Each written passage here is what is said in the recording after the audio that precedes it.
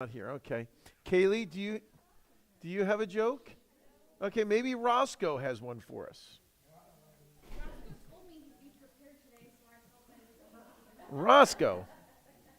Okay, well, no jokes or riddles tonight, so we'll have to just get right into the heart of things here. So tonight, guys, we're in Exodus 19. So if you want to turn there,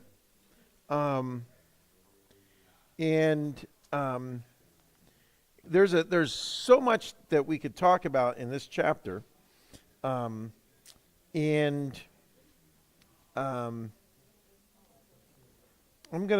start reading here. If we have the I don't know how quick the microphone is getting. Oh, before the microphone arrives, we were planning on having a new members luncheon on Sunday after church. But as of yet, nobody has signed up for it. So if we don't have at least like 5 people, we will probably postpone it. So is there anyone here tonight that was going to go to the members luncheon that we don't know about? Do we have any? Kaylee, you got to tell a joke now. You're committed.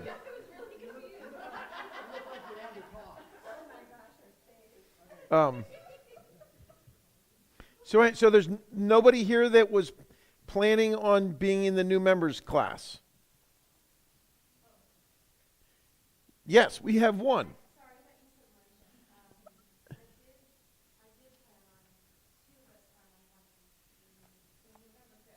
Yeah, this Sunday, I think, right? Is this? Yeah.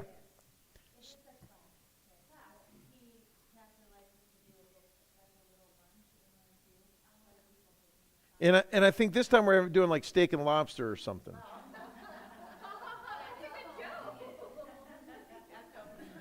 Yeah. We'll do whatever we can to lure people in to the class. So you were planning on doing it and someone else? Okay, was there anyone? That's 2. Was there anyone else? Tammy. Okay, that's 3. It's on how to become a member of the church and what's involved in it to become a member. So that's what it is. But we need a head count so we know how much food. Lobster. We don't want to be buying not enough lobster. Yeah, from Maine. Yes. Yeah. Oh,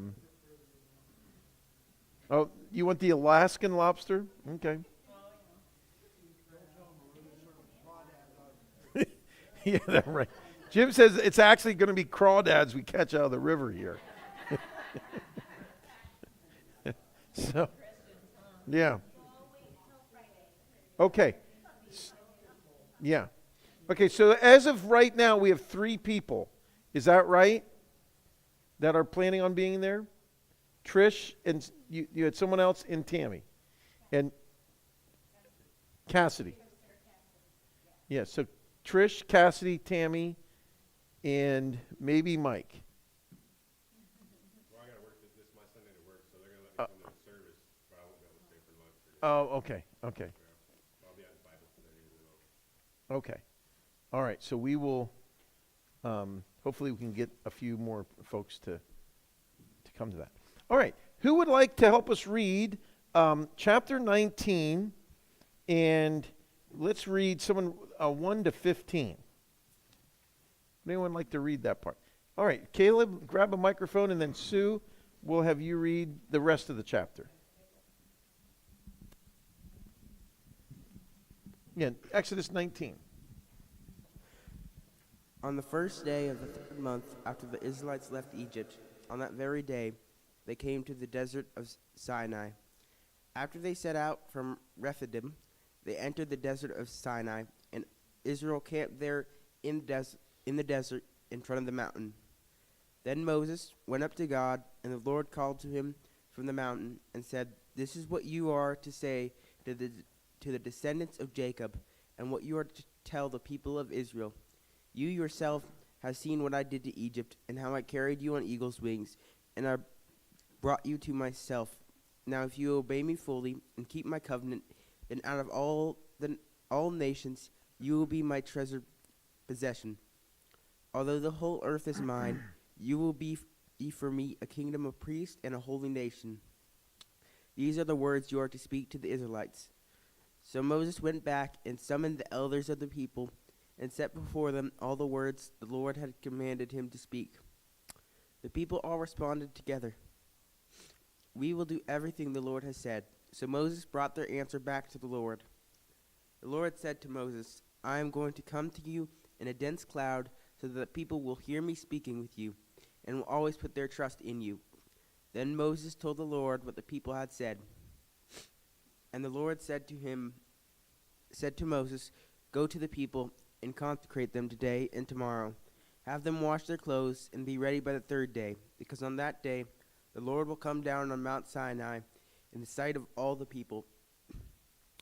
Put limits for the people around the mountain and tell them, 'Be careful that you do not approach the mountain or touch the foot of it.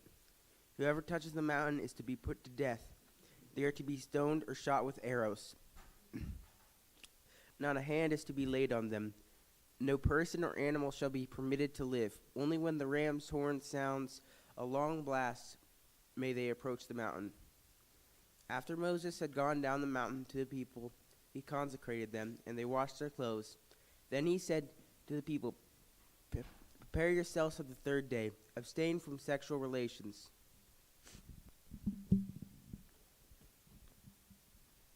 Okay.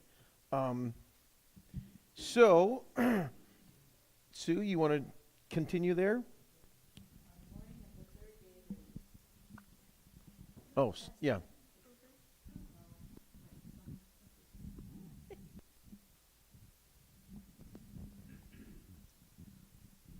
On the morning of the third day there was thunder and lightning with a thick cloud over the mountain, and a very loud trumpet blast. Everyone in the camp trembled. Then Moses led the people out of the camp to meet with God, and they stood at the foot of the mountain. Mount Sinai was covered with smoke, because the Lord descended on it in fire. The smoke billowed up from it like smoke from a furnace. The whole mountain trembled violently, and the sound of the trumpet grew louder and louder. Then Moses spoke, and the voice of God answered him. The Lord descended to the top of Mount Sinai and called Moses to the top of the mountain. So Moses went up, and the Lord said to him, "Go down and warn the people so they do not force their way through to see the Lord, and many of them perish. Even the priests who approach the Lord must consecrate themselves, or the Lord will break out against them." Moses said to the Lord, "The people cannot come up Mount Sinai, because you yourself warned us. Put limits around the mountain and set it apart as holy." The Lord replied, "Go down and bring Aaron up with you. But the priests and the people must not force their way through to come up to the Lord, or he will break out against them." So Moses went down to the people and told them. Okay. So, it's a really interesting chapter. And it begins that they have left Israel 3 months earlier. And they came there to the wilderness of Sinai. And in verse 3, Moses went up to God. He went up to the mountain. And the Lord called to him from the mountain, saying, "Thus shall you say the house of Jacob."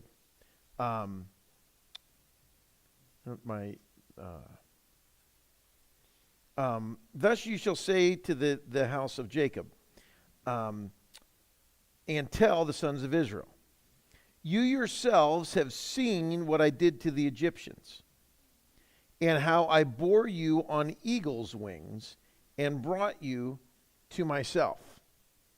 Now, what do you think? What does that verse mean to you?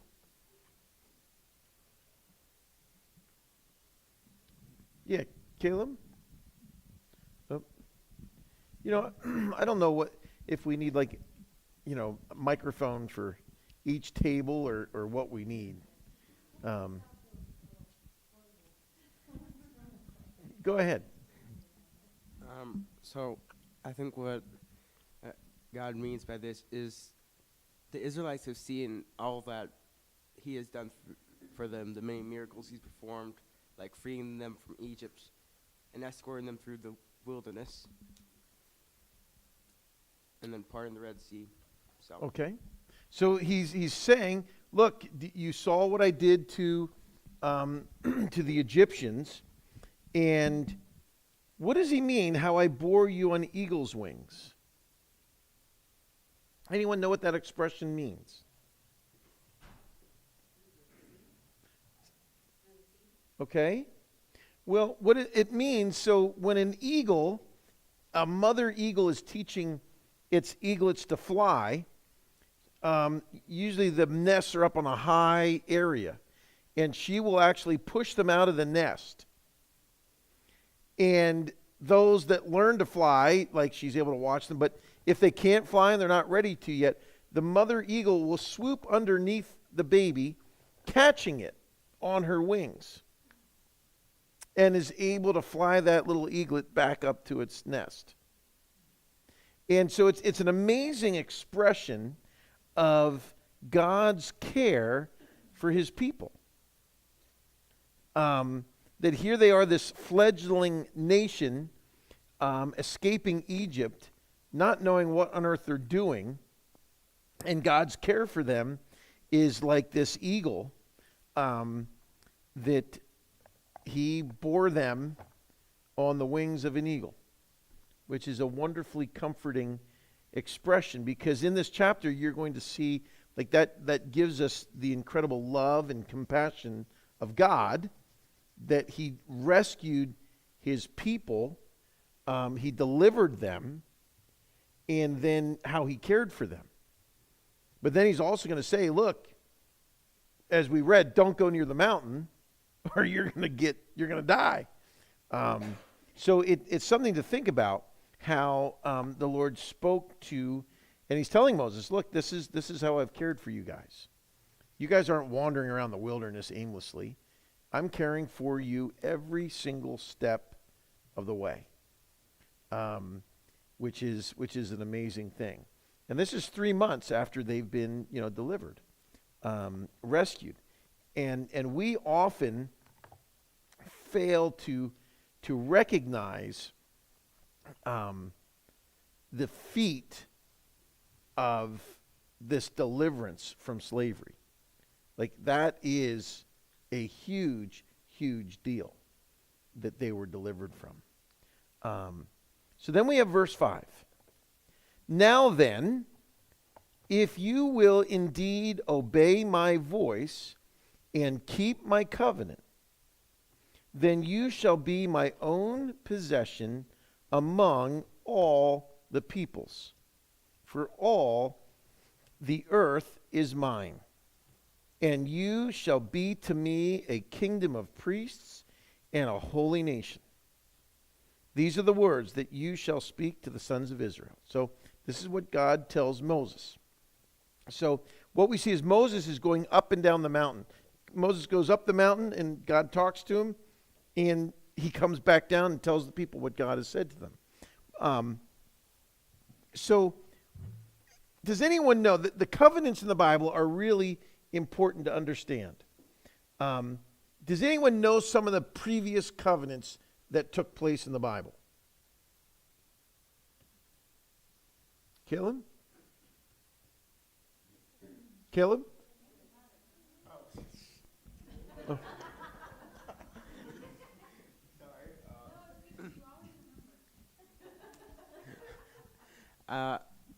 I think this is talking about promises God has made to people in the past, Yes. like how he promised Abraham as many descendants as there were stars. Okay, so the Abrahamic covenant, okay, so is the first covenant. Well, I don't want to say the first covenant, but go in your Bible to Genesis, and let's go to Genesis chapter 12. Now, let me ask you a question.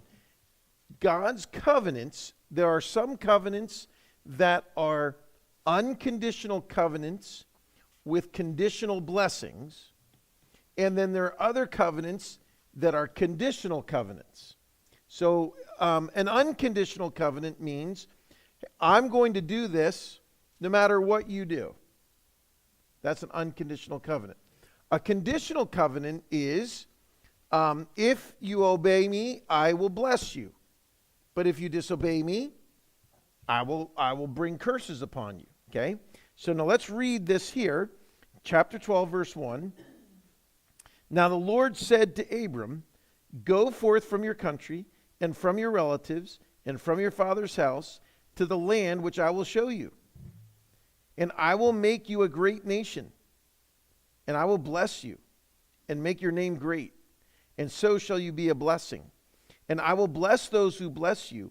The one who curses you I will curse, and in you all the families of the earth shall be blessed. Now, what kind of covenant is this? It's an unconditional covenant. There are no conditions there. And what is the covenant based on?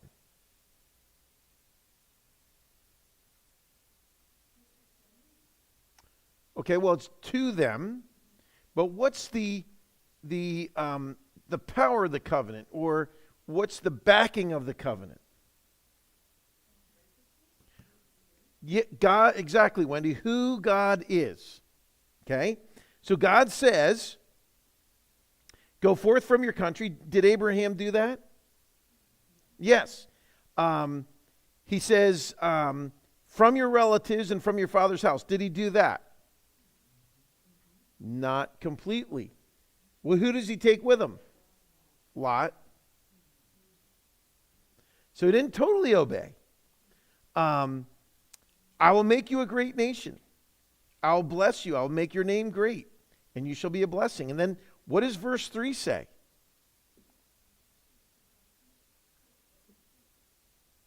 Someone, what does it mean?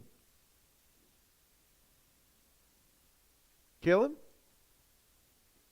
I think this means that any enemies of the nation will face God, and God will bring good things upon this nation. Okay, so here it is. Any nation that blesses the people of Abraham, what does God promise to do? To bless them. What about nations that curse the descendants of Abraham? God's going to curse. Now, is this covenant still in effect today, or has this been discontinued? Still in effect. Okay? Now, do you know how many so-called Christians who have been influenced by Reformed theology say, oh no, this doesn't apply any longer to Israel? So why do we stand with Israel today? Because the Bible tells us there's a blessing on those who bless Israel. And there's curses on those who curse Israel. And one of the things you see about the covenant is this covenant has never been rescinded. Okay, now let's look at another covenant in the Bible. Yeah, pass the microphone over here.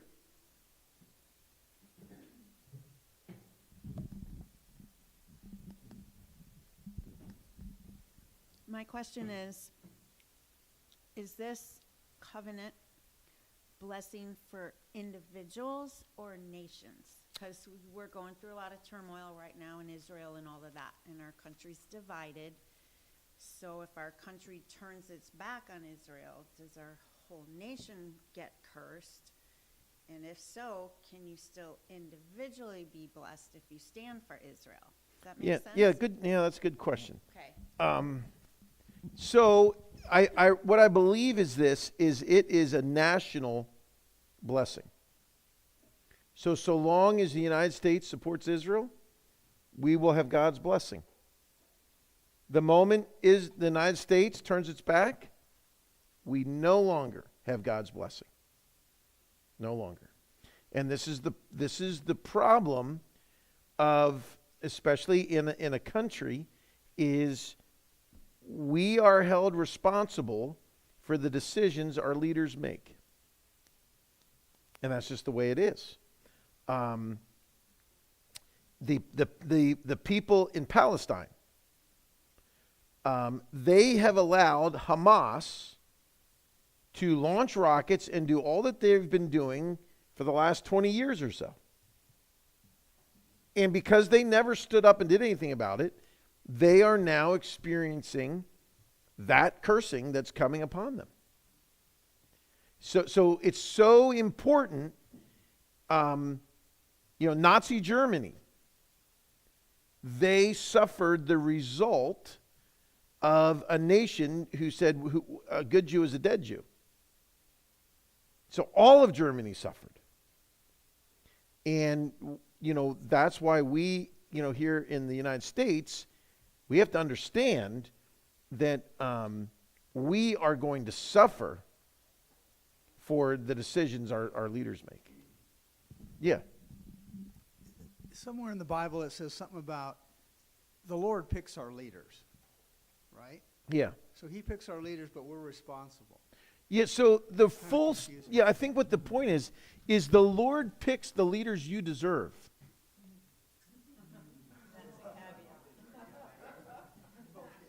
Yeah, the Lord, and that's the biblical principle, the Lord picks the leaders that we deserve.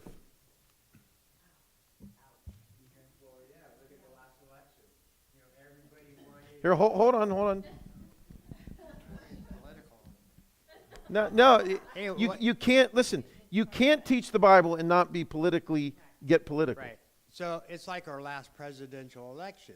Everybody who turned against Trump and hated him decided, well, they're going to vote for Biden or someone else. And so I truly believe God gave them what they wanted, and now we're seeing the outcome of that election. Yep. I mean, look what's going on in our country. I'm pretty sure, I'm just going to say that, if Trump was still president, maybe Ukraine would have been invaded, and maybe this war right in Israel wouldn't be happening right now. Yep.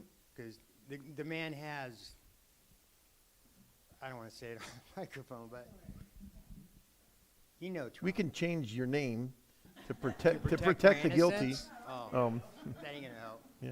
No, Anyway, you know what I'm talking about. You're absolutely right. Some of the statistics that I read on Sunday in the sermon, 40 million Americans have left the church since 1999. Wait, hold on.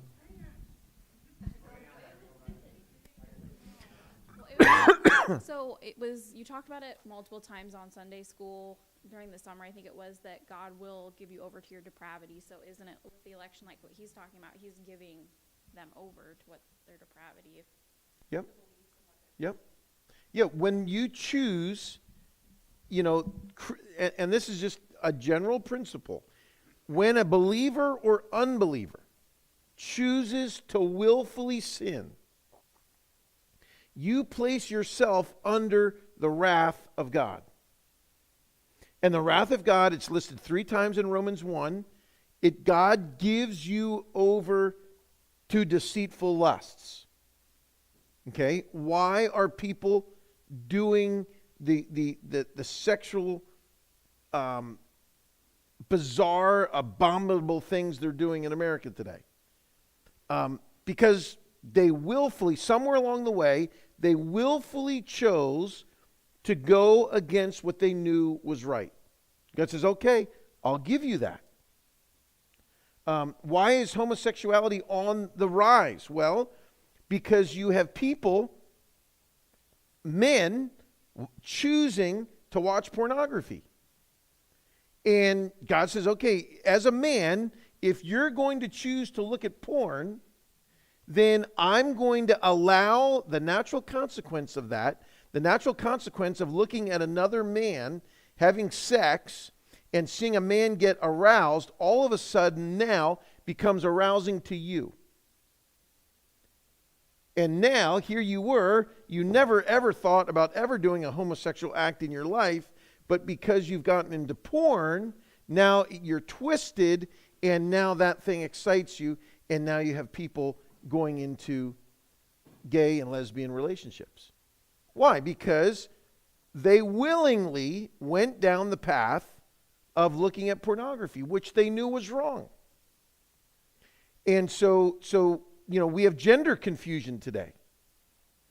Why is there gender confusion? God gives people over to a depraved mind. And so the wrath of God is God gives you over to deceitful lust. They're deceitful because they deceive you. And guys, we've all been there, where up is down and down is up, and black is white and white is black. I mean, we all know you've been a place in your life where you're like, man, this is what I want, and this I think is going to be great. And then you look back on it and say, holy cow, what on earth was I thinking? Right? That's an example of being under the wrath of God. So God gives you over to deceitful lusts. He gives you over to a darkened mind, a mind that doesn't work correctly. You know, so many people today, we struggle with self-sabotaging behaviors. Why do we self-sabotage? I work with young people Sunday night, and some of them, they can't even make a good decision for themselves by accident. It's like, how do you get to that place? Well, you see, hey, this would be good for me, and this would be bad for me, and they cannot choose good. They choose, I'll do this over here. So what you're saying, Kaylee, is the wrath of God is God gives you over to what you want so that you get your fill of it and you realize you come to the end of your rope like the prodigal son, and you're like, okay, I'm headed home back to dad because, man, this sin is not what I wanted. So that is the wrath of God, and God gives nations over to that. So anyway, did I answer your question, Jim? Okay. We got a long, rabbit trail there. So there's a promise here. Okay, now let's look at another covenant. Go to Genesis 9. Somebody close to the microphone, read verse 9 to 12, 9 to 13, 9 to 14. Is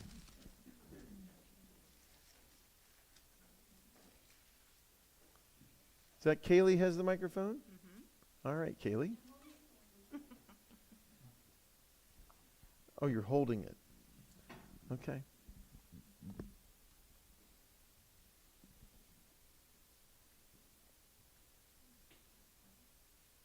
Oh, am I supposed to be reading? Either you or Kaylee can read. How much do you want me to read? So read 9 to 14. 9 Chapter 9. Yeah, beginning at verse 9. verse 9. Okay. I now establish my covenant with you and with your descendants after you, and with every living creature that was with you, the birds, the livestock, and all the wild animals, all those that came out of the ark with you, every living creature on earth. I establish my covenant with you. Never again will all life be cut off by the waters of a flood. Never again will there be a flood to destroy the earth. And God said, this is the sign of the covenant I am making between me and you and every living creature with you, a covenant with all generations to come. I have set my rainbow in the clouds, and it will be a sign of the covenant between me and the earth. Whenever I bring clouds over the earth and the rainbow appears in the clouds, I will remember my covenant between me and you and all living creatures of every kind. Never again will the waters become a flood to destroy all life. Okay. So this is another covenant, isn't it? Now, is this a conditional covenant or unconditional? Unconditional. Okay? Has this covenant that God has made ever been rescinded? No, it's the Noahic covenant is God will never destroy the earth with a flood. And he gave us the rainbow as the sign of the covenant. Now, what was the sign of the Abrahamic covenant? Anyone know? If you get this, you get the gold star for the night. The conditional divine pledge to be Abraham's God and the God of his descendants. Okay, what was the sign? How did you get the gold star? Circumcision. Yes. Circumcision was the sign of the Abrahamic covenant. So the Noahic covenant, that has never been rescinded, right? Every time we see a rainbow, it's a reminder that God made a covenant with people. And we have safety, and humanity has had safety for 4,000 years because we aren't ever worried about a global flood ever again, are we? Because God keeps his promises. So then you have the Abrahamic covenant in Genesis 12, and in that covenant, God makes an unconditional covenant based on himself that Israel, the people of Abraham, would be his mighty nation, and that through Abraham, God would bless all the families of the earth. Now, how was that prophecy specifically carried out? Through what?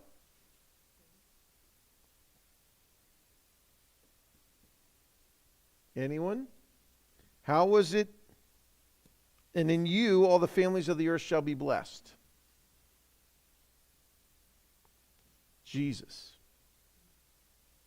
Jesus would come, and he's the ultimate fulfillment of that covenant. So you have the Abrahamic covenant, which has never been undone, never been rescinded, right? So now go back to Exodus. God makes this covenant, and this is a conditional covenant, and this is what we call the Mosaic covenant. And he says to them, 19:5, if you will indeed obey my voice and keep my covenant, then you shall be my own possession among all the peoples, for all the earth is mine. So the Mosaic covenant is built upon the Abrahamic covenant. So it's a different covenant, but the Abrahamic covenant is this like big umbrella, and the Mosaic covenant is underneath the Abrahamic covenant. All right? So did the Mosaic covenant, has that ever been rescinded?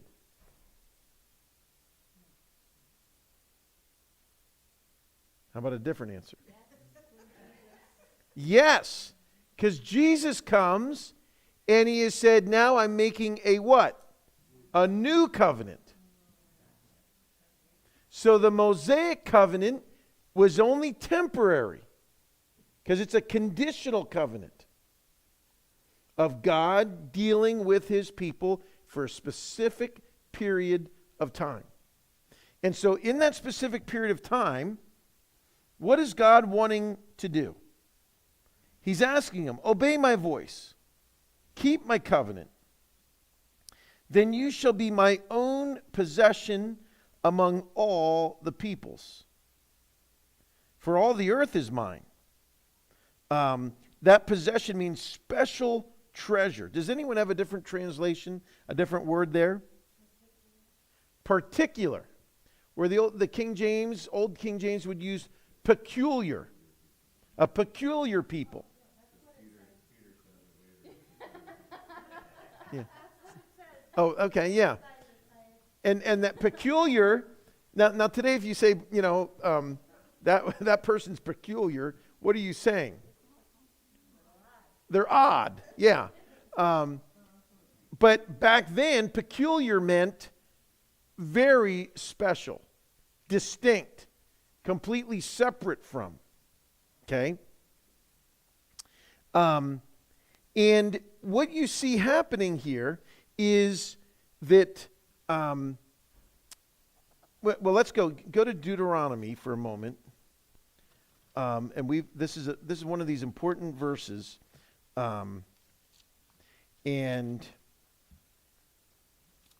Let's look at Deuteronomy 32, verse 8. Who wants to read verse 8 and 9? Deuteronomy 32.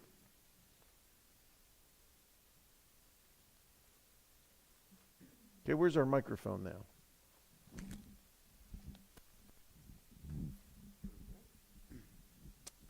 When the Most High gave the nations their inheritance, when he divided all mankind, he set up boundaries for the peoples, according to the number of the sons of Israel.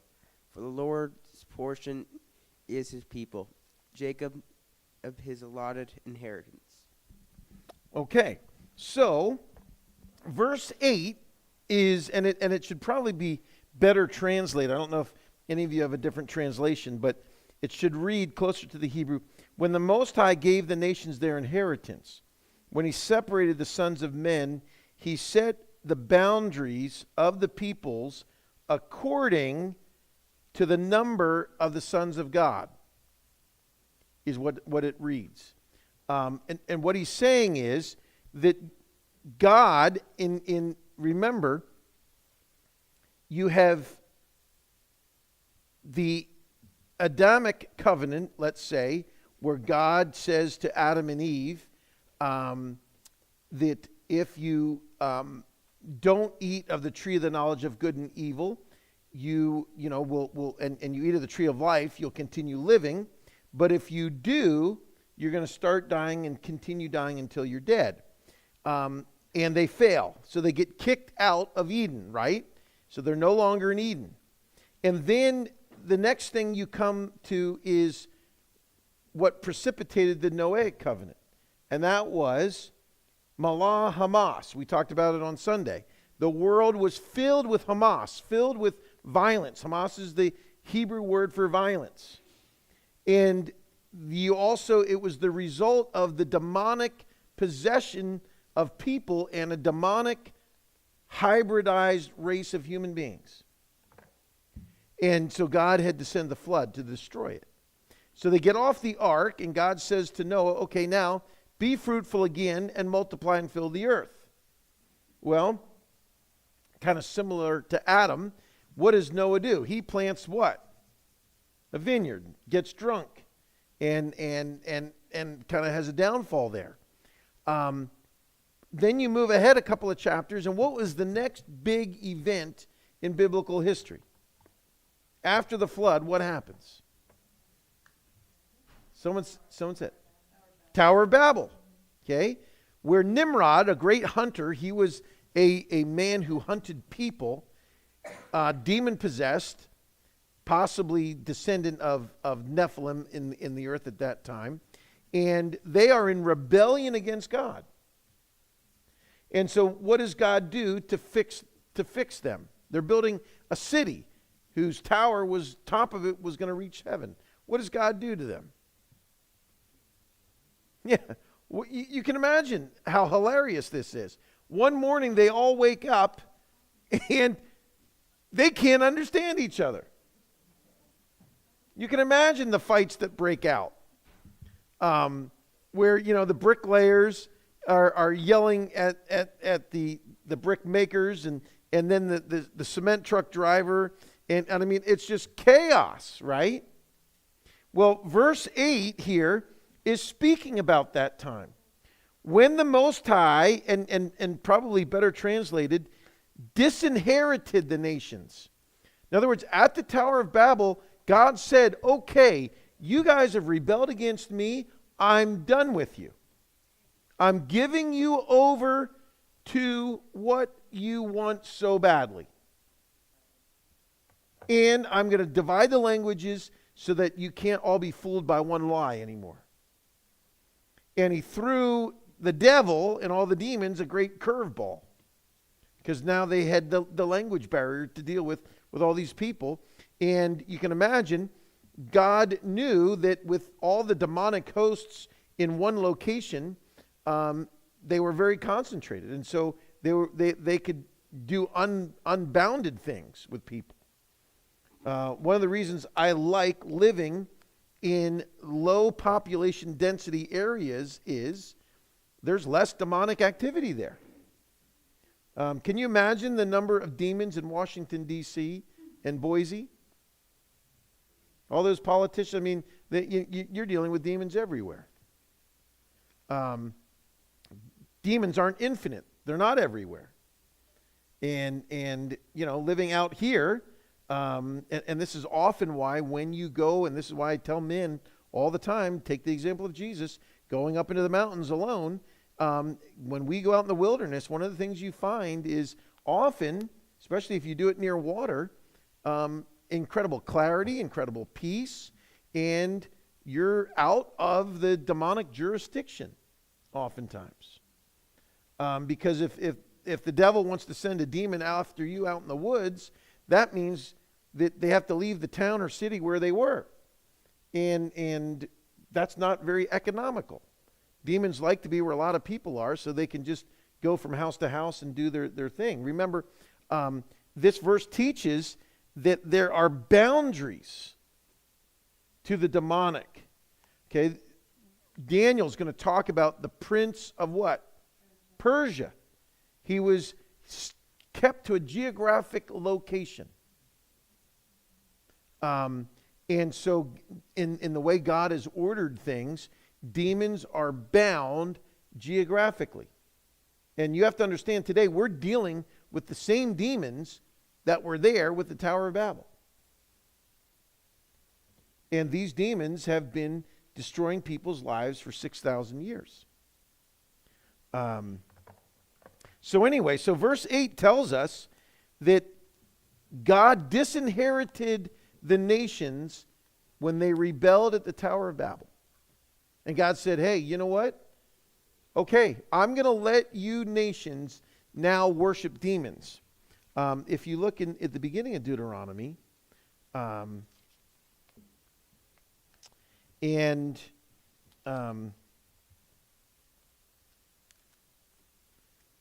let's see here.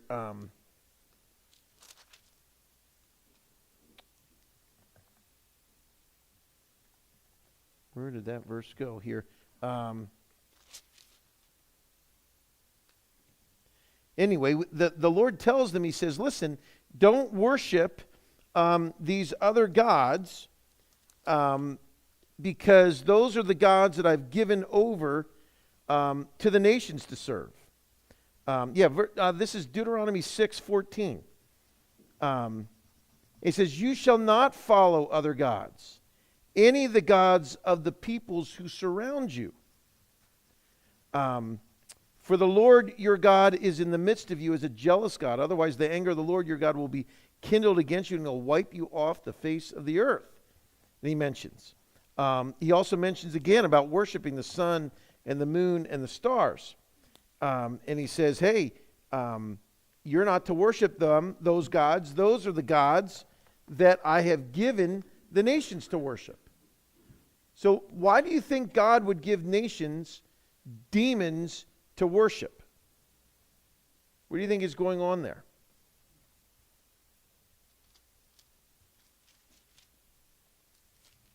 Caleb? I think it's, like you said, that they are under the wrath of God. And so God is giving them over to what they want. Exactly. Those gods, God says, okay, you didn't want to worship me, so now I'm going to give you over to gods, and these gods exact from you their pound of flesh. Does everybody remember that from Shakespeare? Remember the whole concept of the pound of flesh? Yeah, Roscoe. Thank you, Roscoe. Yeah, I may give you a gold star too, Roscoe, for that. That's reaching way back there. And the whole point is that the demons, and folks, you got to understand this. The way demons work is they will give you power in exchange for servitude. And this is why I talked about on Sunday, manipulation. It's witchcraft. Like at our church, we do not tolerate manipulation. Manipulation is the bending of someone else's will. And it's witchcraft. And it's common in churches. And it's not okay. It's not okay to ever manipulate somebody.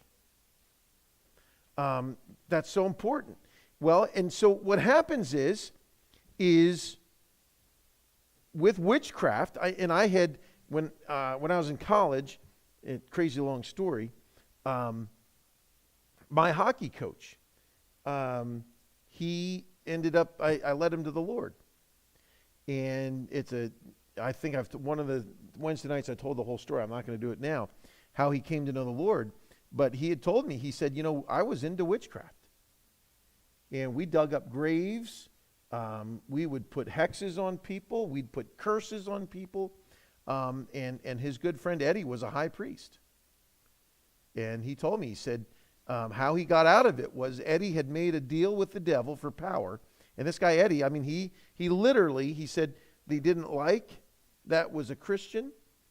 And he put hexes and burned the guy's house right to the ground. And he could get whatever pretty girls he wanted to. And he told me, he said, hey, whenever you see an ugly dude with a beautiful woman, that guy's in witchcraft. And he said, you could manipulate people and do it. They would be forced to do the things you wanted them to do. He said, but in exchange, you would have to pay the devil his due. And he said, my friend Eddie made a deal with the devil.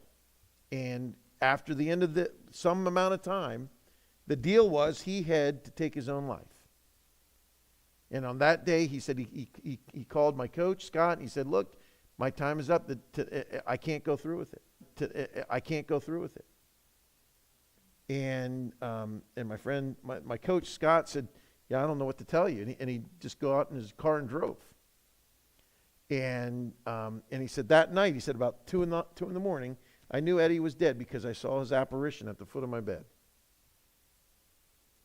And several days later, they found him, and he was in his car and drove into a cornfield, and there was no footprints, nothing outside the car, and inside the car, he was completely butchered. And that's what it took for my hockey coach, Scott Herber, to get out of witchcraft. But the point is God said to these nations, you don't want to follow me? Okay, then, I'm going to give you these gods that you're going to have to serve. And they are going to extract from you a pound of flesh. And see, demons, you can manipulate demons. So you go to a demon and the demon offers you something. But then you have to pay the piper in exchange. So in the Greek, the word for sorcery is pharmakeia. It's where we get the word pharmacy from, or drugs. You cannot be doing drugs and not be involved with demons. You can't. There's demons of alcohol as well. Kind of interesting. They often refer to liquor as spirits. So,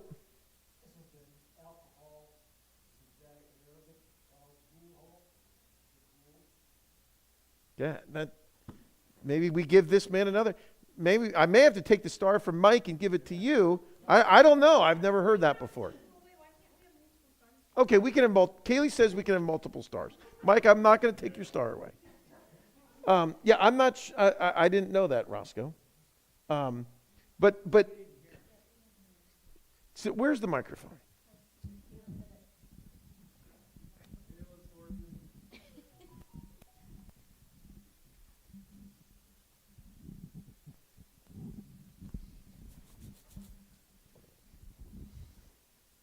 Go ahead.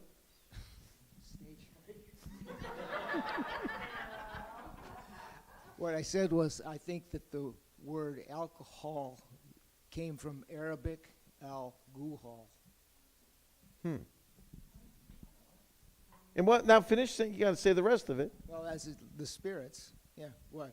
Well, what did you say before? You said something about a ghoul. Yeah. Al-guhal is the ghoul, the spirits. Yeah. Did you say Al Gore? What? Oh.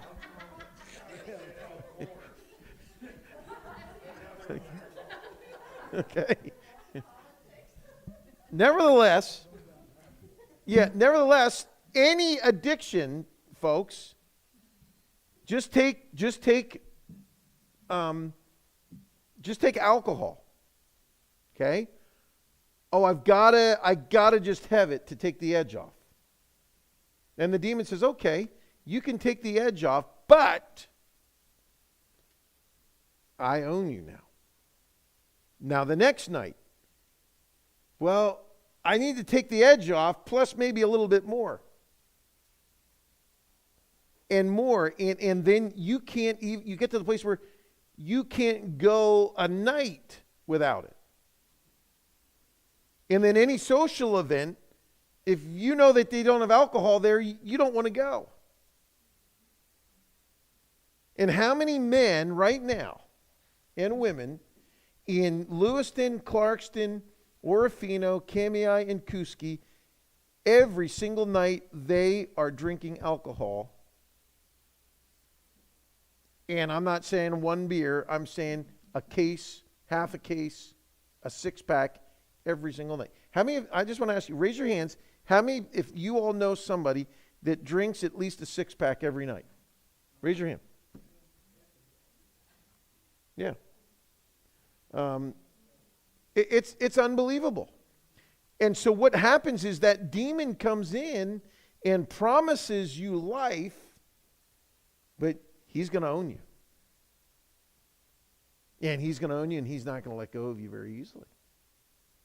And so God said to the nations here, he says, okay, I'm going to disinherit you. You are no longer my people. Now, he says, I own the whole world. But you're not going to be my people. I'm going to give you over to my wrath. You're now going to have to serve the demon gods of the geographic boundaries where you are. So some of those gods required, like Moloch, the death of their child. So they'd willingly sacrifice their children. Some of those gods, to worship them, you had to engage in temple prostitution.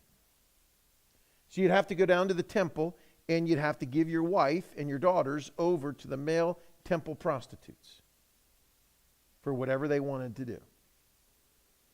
And you had to suck it up and you had to be okay with it. That was part of your worship. And you could just keep going on and on. And remember, many of these gods were also gender fluid. And some of those gods would require men to cut off their testicles and be emasculated, become eunuchs, is what some of those gods would require. Not all too different than what we have today. Same demons, just different names. So what God is saying to the Israelites here, and I know we got to wrap this up, is I'm making a covenant with you.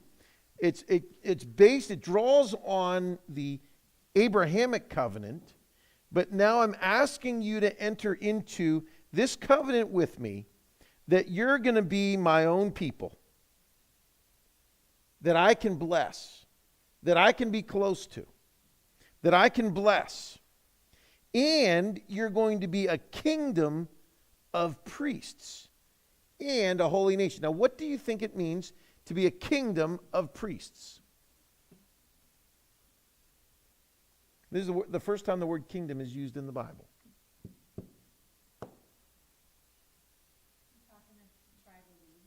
Here, where's our microphone? Oh. Lily, would you run the microphone to Miss Janet, please? And if you have a riddle, you could tell us too.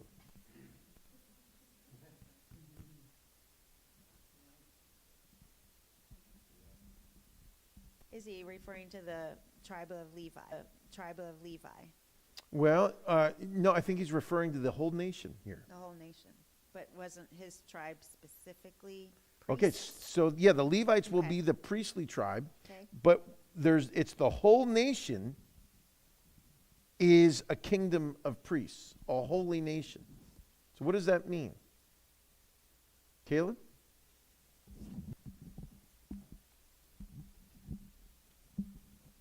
I think that means that the whole nation will have a great connection with God, Okay? and that each one of them personally will be able to talk to God, and God will talk to them. Okay, good. That's half of it. Wendy? They're wholly consecrated to his service. The Israelites were to be channels of God's grace to the nations. Yeah. So what does a priest do? Okay, spread his word. What is his, that's what he does. What's his function? A go-between. So the nation of Israel was to be a go-between between God and all those other nations that had been disinherited. And what God wanted to do here, this is what's fascinating, everybody, is God, and as we go through and we read the terms of the covenant, God was saying, listen, I want to bless you. I want to make you wealthy. I want to prosper you. I want your barns to be filled, and I want all the nations of the world to know that I am your God and you are my people. And so here's all these other nations living in debauchery, all these other nations living in slavery, all these other nations emasculating themselves, all these other nations offering their children. And then they see the Israelites, a peculiar nation. And they see the Israelites are healthy. The Israelites are not getting hit by plagues. Like, remember the Hittites. They got hit by a disease and it completely wiped out the entire civilization. They're gone from the face of the earth. And they were to see Israel and see that Israel's God took good care of his people. And that they would see, my goodness, the rest of us nations, we're like orphans. Because our gods don't take good care of us. But Israel's God sends them rain. Israel's God makes their crops grow. Israel's God gives them an abundance of children. Israel's God blesses them. Israel's God knocks down the walls of Jericho. Israel's God will part the Red Sea. Israel's God will wipe out the Egyptians. Israel's God can do unbelievable stuff, you see. And so Israel was supposed to be a kingdom of priests to the rest of the world, to show the world who Yahweh was and why following him and obeying him was the only way to live. See, God's heart has always been for the nations. And God wanted to use Israel here to do this. That they were to be this holy nation, a nation totally set apart. And that was God's plan for the nation of Israel. Now we got to close. But did Israel ever fulfill fully what God expected of them?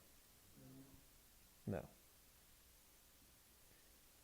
So, but Israel is still under the Abrahamic covenant, which says you're still my people. And the day is going to come, the Bible says, when all Israel will be saved. So right now, like the soldiers fighting in Israel, if they're shot and killed, and if they haven't believed in Jesus, what happens to them? They go to the eternity in the lake of fire. But the point's going to come when all Israel will finally come to the place where they believe in Jesus. And they'll be saved. And that's what the Bible tells us. So, but they're still God's chosen people. Even in their disobedience. And even in the fact that if they all died right now, the majority of all of Israel would not go to heaven. They're still his people. And he still has a plan. Okay, any questions? All right, let's pray. Heavenly Father, thank you for your word. And thank you, just as we can see a little bit more of who you are and what your heart is like in this passage. And we thank you for your goodness and your kindness to us here tonight.